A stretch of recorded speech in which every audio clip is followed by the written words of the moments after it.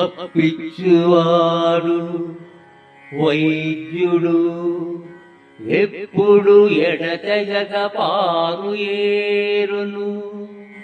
ద్విజుడు తొప్పడిన యూరనుండుము చొప్పడకున్నట్టి యూర చొరకుము సుమతి.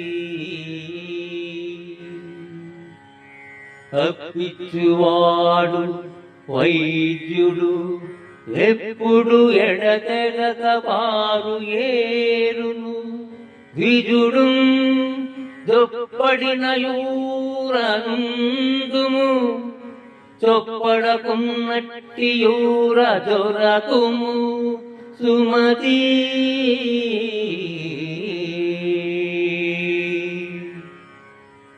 అవసరానికి అప్పులు ఇచ్చేవాడు, రోగాలను నయం చేసేందుకు మందులు ఇచ్చే వైద్యుడు, ఎల్లప్పుడూ ప్రవహించే నీరు, మంచి చెడుల గురించి తెలిసిన బ్రాహ్మణుడు ఉండే ప్రదేశం అనగా గ్రామంలో నివసించు.